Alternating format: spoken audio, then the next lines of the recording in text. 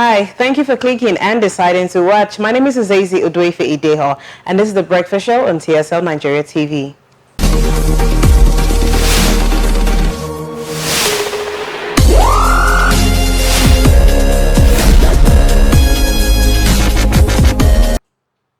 You're welcome. According to statista.com, Nigerian youth make up about 53.57% of the Nigerian population. The role of the youth in nation building cannot be overemphasized. However, the youth have been relegated to the background in Nigerian politics. But recently, the youth have shown interest and the willpower to change your country. Our focus today on the Breakfast Show is on the state of the nation, youth inclusion in policy making. And to shed more light on this topic, we have a special guest in the studio in the person of Mr. Purpose Osamwonyi Iserhienrhien. He's a youth leader and also leadership enthusiast. He is the founder and executive director of the Smiles Africa International Initiative. Also, he is also the youth coordinator of the Youth Alliance of the South-South Constitutional Reforms on Electoral Matters. Thank you, sir, for joining us. You're welcome. Good morning, sir. Good morning, sir. Thank you for being here. You're welcome. Thank you so much. Let's begin with saying, sir, we have different people, different ideologies, different takes on what Nigeria is currently. My thoughts might be different from yours, so we'd just really like to know, what's your take on the current state of the nation? Yeah, Nigeria is doing well, and as a country. So, like I said, everybody has their take. Because my colleague has just winked her eyes like, okay. Nigeria is doing well because we cannot reap what we don't sow. So we didn't plan. That is why we are where we are today. So if we have proper planning, a proper strategic development plan, Nigeria will be up there. You cannot be expecting change when you don't have plans. You cannot be expecting road to walk when you don't have plans. You cannot expect the new incoming government to continue from where you stop on the infrastructure development when there is no development plan for a certain period of time. For example, if we decided to say, this is what we want in 10 years. We want light, we want housing, we want good healthcare. We should have that plan drawn out, signed and approved by all. So that if any government is coming in, they will have a plan, will have an access to say, let us judge this government. We said by 2015, we will tie 10 roads. Oh, you have tied 4 roads. So what happened? Oh, so you didn't do well. Okay. If we said in 2020 we'll do this, you didn't do this. But now we don't have that. Government will come and do what they feel is best for us. But I think, or rather, I know to an extent that Nigerians don't have a problem with putting things to paper. I think the government doesn't even have a problem with bringing out plans. Every government brings out his manifesto or her manifestos. They bring them out. It's well spelled out and everything. But don't you think that the issue is execution, not planning? We don't have plan. Okay. Let me ask you a question. How many times have you been called in a town hall meeting in your own street, asking you what do you want the government to do for you? Not at all. You cannot stay in Osadebe Avenue and be making plans for somebody who stays in Etiti. You know where the water, you know water might be your big problem. Yeah. When we say planning, it's holistic planning, Okay. where everybody is carried along. Okay. Where somebody in the village will tell you, we don't need road now. We need light. Come in 4 years. We need water now. Where we carry everybody along. That is planning. Okay. Okay. I actually agree with you on this one because I've seen in different situations where a past government does a certain thing, maybe roads. I'll use Cross River State for instance. When Glenn Imoke was governor, he did well in constructing of roads. Now, when the other governor came, he said he wants to go into industrialization proper. And he did well for roads, like say 70% of the roads were done. So let's say the remaining 30% were left there, and the 70% that was done were not maintained. So this new governor came and said it's total industrialization. He wants to make Cross River State an industrial hub and things like that, leaving the roads. So now the question is, when these politicians bring their manifestos before us, is there a way we can ask them questions and tell them this is what we want? You're saying you want to make a certain state an industrial hub. No, that's not our problem. What we want is healthcare. what we want is education. Is it possible for us to question and rewrite manifestos for people we are interested in for governance? It's very possible. We are the people, and we decide how we want to be governed. Yes, the politicians might come and speak grammar. They might tell you they have everything. If they have everything, they will not campaign for your vote. We are the people. If you look at the fundamental, Universal Declaration of the Fundamental Human Rights, there are two key that is interested to me. One, it is your responsibility to know your rights. It is not the government's responsibility to tell you your rights. It is not my responsibility as a society person to tell you your rights. It is your responsibility. And it is your responsibility to protect that human right. So everything about governance, it is our responsibility to participate, to know it. And it's our responsibility to also protect it. So but at the time we now wait and pull back, hoping the politicians will do things right. That is what leads us to where we are now. If you remember when one man one vote become a slogan. No, but if you are not popular, you cannot even dare to contest election until they mess up that one man one vote system. We know a lot of people, a lot of money bags who lost out in their primaries because people don't know them. So that one man one vote, it shows the power of the people to decide their future.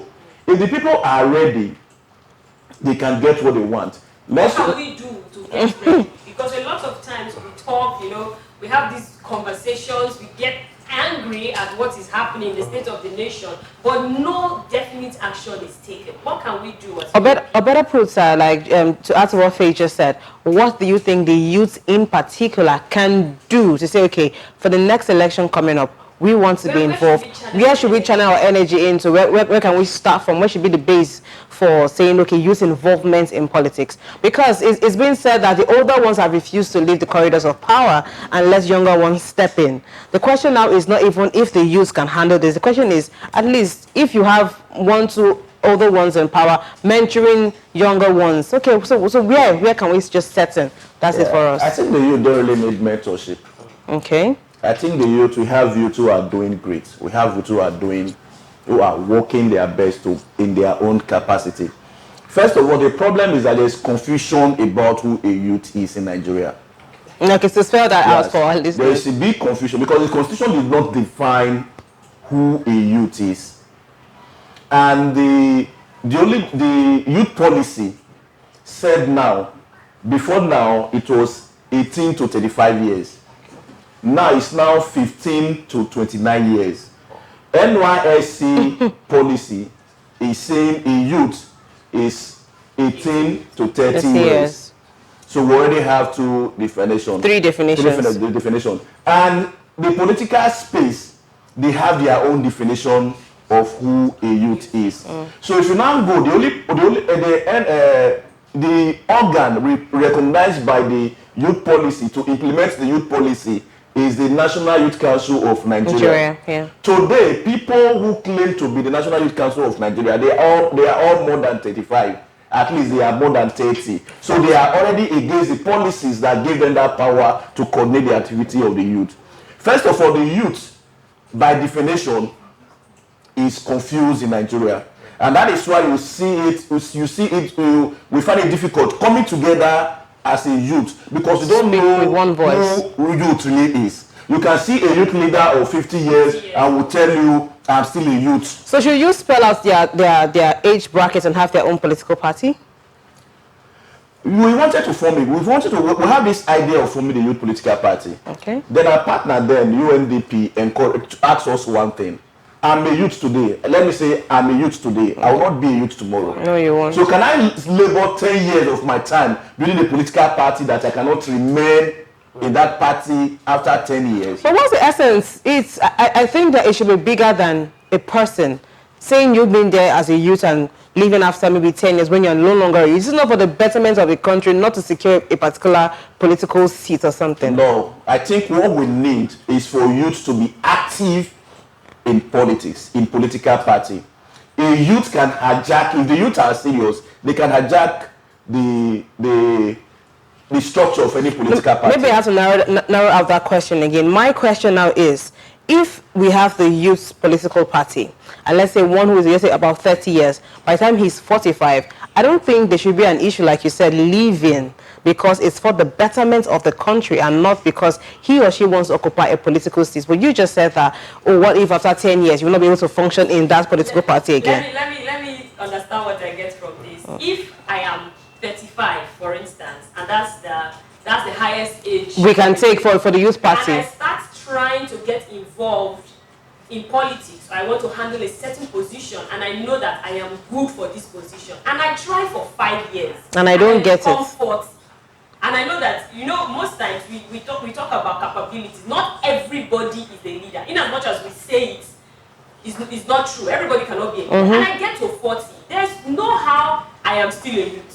Automatically, I'm no longer in that party. So would that help us not to say, would that be a base to say, okay, the party should not even be formed in the first place? Yeah. We have 2 youth political parties, if not 3. We have up to 4 youth So I want political. to ask this question as well. Yeah. Are you saying that if you are above 45, because we have a situation whereby the parties, like the youth parties, we have people that are members that are above 35, that are 50, that are even 60 that claim to be youth. We've seen a situation whereby a youth leader or a youth commissioner can be 60, can be 50. So what can we do to checkmate these excesses in the country? Is to actively participate in politics. We don't need youth political party. Okay. All we need is active participation. When APC, during the amendment meeting, that was what we say, let us form a youth political party. But we were advised, based on this line, that you cannot remain a youth forever. So what we need to do is to go into this party and build a structure that the youth can use to play, to strive. Some of our members we play an active role in APC merger as a political party during the merger process. So we developed a strong youth wing for APC at that time. Okay. So at the time, it now come to real politics. Because why we were clamoring for youth political party at that time was because the youth leader of PDP then was about 70 years or 60 years. So we make sure that any fora that political party youth were involved, that we don't give that much chance to speak. So when PDP had the opportunity to change, they now brought in a man less than 30 years, who was then youth parliament, to become the youth leader. And that guy but we went to the APC merger, after the formation of the party, they came back and bring a 50-something years old as a youth leader. So that was when most of us lose hope in active participation in politics. Wow. But losing that hope is not the, because the solution is a youth. They have the power to change what they want to change. When you say we are relegated to the corner, we are not relegated. But this issue of we don't have patience, we don't want to grow. If you said, why are people forming youth political party? They want to run for presidency. And you have to climb the stairs in politics. If you create room now, that's okay. Let's say that all the parties said, we want to give space for youth. You see, every youth will be fighting themselves, killing themselves just to get that space. Position. You grow. You must build party structure. If you want to play politics, if I want to play politics as my world, everybody in the world should know me. And the problem, one of the only challenges we face in the political space is not even money. It's not because we are relegated. It's party internal democracy. If they said every party, every card carrier members of the party should vote, like the one APC did last time, that if you are a card carrier member, you see more young people will get that space. But when I said, let us go and do consensus endorsement, that is the challenges we are facing. Okay. So if, like the new Electoral had said, party primaries must be no endorsement. Let it be like the general election, where everybody come out and vote. You see, you'll be so popular that people will come from the state and say, oh, you come and go and represent us in the House of Assembly. Yes. But that is the challenges I feel. It's not because we have a youth political party. Okay. Because even a youth political party, they've not been able to come together as one to address an issue. If I want to capture Oredo, for example, I should be interested in Oredo, build up my capacity in Oredo, and make sure I capture Oredo. Not as a political party that doesn't have money, I want to capture, I'm everywhere, and at the same time, I am nowhere. So if you look at young people, I think from 2013 or 2007, I've been following constitutional review. People who went to Senate and House of Assembly in 1999, some of them were less than 30, some of them were 20 something. If you remember Buhari at that time, the speaker was less than, was 28 at that 28. time. It is these same people, when they now want to amend constitution, that raise that the age bar that we are now fighting for today, that leads to not too young to run. Like the not too young to run bill doesn't say a youth must be the president. It doesn't say a youth must be in the house, but it said let nothing prevent young person who wants to participate. Let age not be a barrier. Let even money getting the ticket cards not be a barrier. Because if you want to play, if you look at the like the EndSARS protest, EndSARS protest succeed because none of the non-youth participated. They all came under one umbrella. They all came under one umbrella. They tested something that I don't want to mention here, and they now know their strength. It's testing the mic. So we now discover that at the end they were organized and they were able to sustain that struggle. And nobody sell out because nobody has the monopoly of selling out. There was no physical leader. There was no physical leader. There's nobody you can talk to and we are all you, leaders. Today we are pulling out. That is how a movement is supposed to be. But if I tell you a lot of people who lead movements that are in power now, they are worse than those they were campaigning against. But the truth is that for young people, we must learn the rope. We must be patient and we must grow gradually. If we want to occupy space in the Edo State, for example, it's not something you're going to start in 2023. Do you think politics is something that comes with passion? We have people, everything you do comes with passion. Your passion is either motivated by your love for material gain or your love for fame. Nobody go into politics out of frustration. All of them go into politics because they feel it's an opportunity, it's a good mind. So nobody go into politics out of work. There's nothing you do without passion, and you spend more than 1 year. The young people I know in Nigeria today are passionate about different things. If you come to the entertainment scene, they are very active there. So I just feel maybe our young people are not really interested in politics. Or maybe because the system has actually just gone down the line. Does not give them the room to explore. When you said something about finance, I think that's a major challenge. It's not finance. It's not about finance again. Get into power. Getting into power. The truth is that somebody jokingly said, professor who did their exam through correspondence course, correspondence at that time, they will send you a question, you will write it and send it back to them. They are the ones that are examining students with mobile police during the exam hall. People don't want to get to where you have gotten to. The education system is faulty. The education makes us believe that go to school, graduate and come and work.